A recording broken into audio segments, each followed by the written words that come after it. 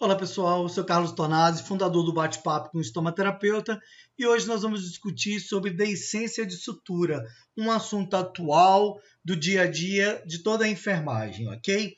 Nós vamos basear toda a nossa discussão num documento de um consenso de 2018 da World Union of Wound Healing Societies. É um documento que vai nos traçar a diretriz de como proceder. O documento na íntegra é muito maior, muito mais completo, mas eu fiz um resumo de alguns pontos que nos chamam atenção no dia a dia, tá bom? Então a gente tem que sempre pensar em buscar essa fonte para poder aprofundar. Primeiramente, a definição de deiscência de ferida operatória. Esse termo ainda é muito controverso no meio de alguns profissionais. Eles podem ser vistos de diversas maneiras. Alguns consideram exclusivamente eventos com evisceração, eventos mais completos. E outros já consideram desde a separação superficial de parte dessa incisão até a separação completa envolvendo planos mais profundos.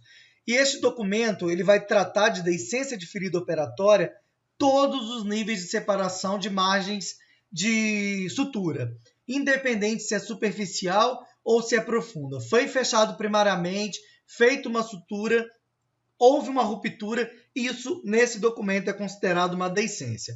Aí temos exemplo de uma deiscência de planos mais profundos, né? Nesse caso aí, nós tivemos inclusive exposição de vísceras, é uma deiscência, mas independente se tivesse separado apenas um ponto bem superficial, com planos mais superficiais, nós estaríamos diante de uma sutura, uma deiscência. As causas da deiscência, nós temos que, obviamente, considerar o indivíduo como um todo, estado nutricional, presença ou não de anemias, de doenças metabólicas, certo? E também problemas técnicos com o fechamento da incisão, que é no ato lá da cirurgia, onde o profissional pode cometer ter algum problema. Esforço mecânico, esse paciente no pós-operatório imediato tem uma ferida abdominal, uma cirurgia abdominal, ele tem um processo de tosse intensa e essa tosse aumenta a pressão intraabdominal, onde a gente vai ter ruptura desses pontos. E também a questão da cura interrompida, que é devido a comorbidades ou tratamentos que dificultam a cicatrização, ou como resultado de uma infecção do sítio cirúrgico, tá bom? Então vamos guardar essa. ISC, infecção do sítio cirúrgico, tá bom? Isso é importante. Aqui a gente vai ter as fases da cicatrização de uma ferida operatória, lembrando de todas aquelas fases que a gente sabe da cicatrização, propósito, tempo após a incisão e os eventos que ocorrem em cada fase. Obviamente, a primeira fase é hemostática, onde nós queremos prevenir perda sanguínea. Nós não queremos que o nosso paciente sangre absurdamente. Então, é uma fase de controle de hemostasia, tá? E ela vai acontecer de segundos a minutos após essa sutura. Então, quais são os eventos que estão acontecendo? São eventos todos que promovem vasoconstrição, agregação plaquetária, para que a gente tenha que se pare o sangramento. Logo após, a gente ainda tem a fase inflamatória, que essa fase tem como objetivo o quê? Prevenir a infecção da ferida, obviamente, e induzir a fase proliferativa, que é a fase que vai fechar a ferida. Acontece do D0, do dia da cirurgia, a alguns dias. Alguns autores colocam 5, 3, 7 dias. Nessa fase, a gente tem vasodilatação e aumento da permeabilidade vascular. É óbvio, quando eu tenho isso, eu permito recrutamento de neutrófilos para atacar, para matar essas bactérias que possam estar ali presentes nessa sutura, degradar tecidos inviáveis que possa haver, resíduos, e além de recrutamento de outras células inflamatórias. O objetivo é o quê? É a gente prevenir infecção, tá bom? E já estimular a proliferação que é feita através do macrófago e outras células inflamatórias que vão estimular essa proliferação de célula para formar a matriz extracelular e promover o fechamento cirúrgico.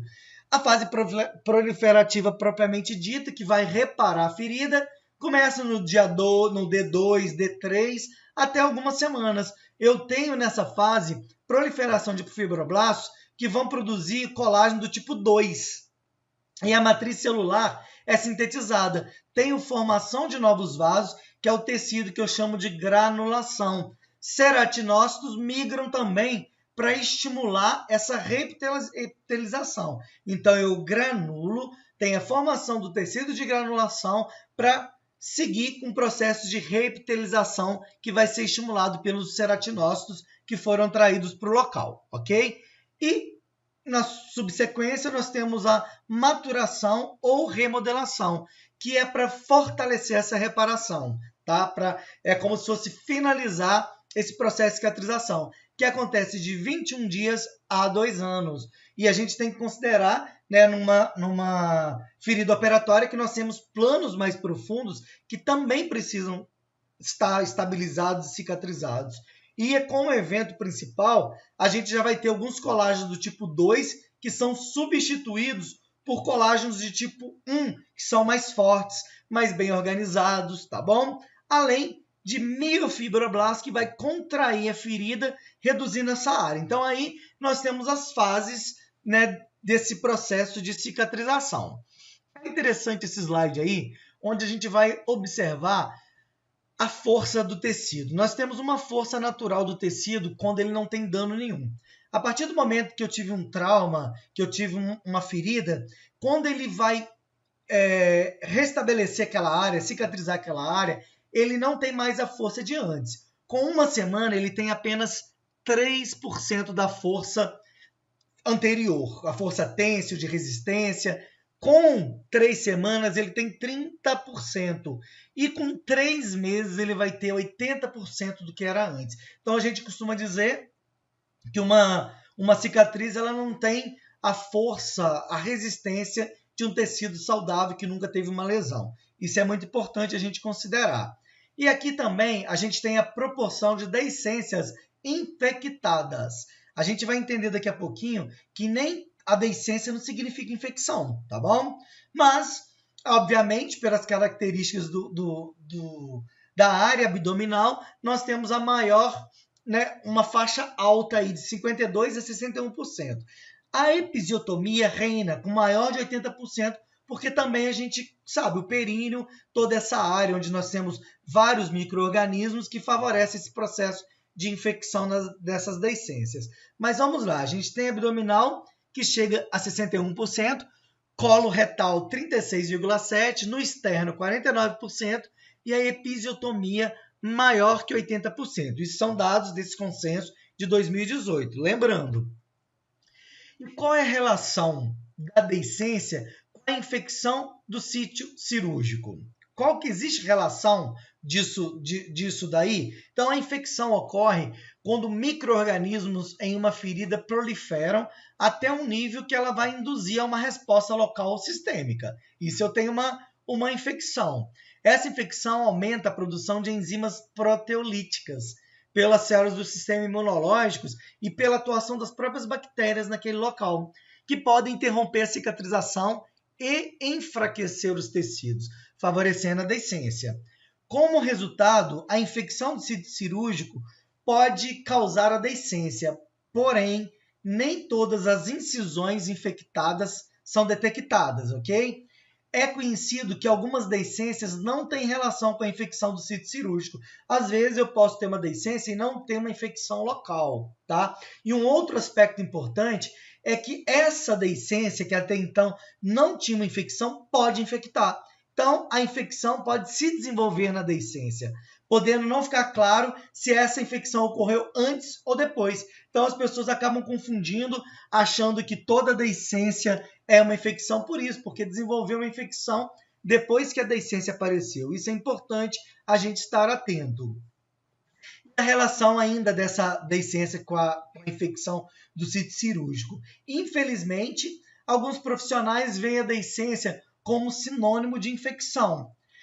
Na era da conscientização da necessidade do manejo antimicrobiano, a identificação precisa da infecção no contexto da deiscência da ferida operatória e o uso apropriado de antimicrobianos é cada vez mais importante. Ou seja, isso que eu acabei de dizer é de extrema importância, que o profissional tenha em mente que nem toda deiscência é uma infecção.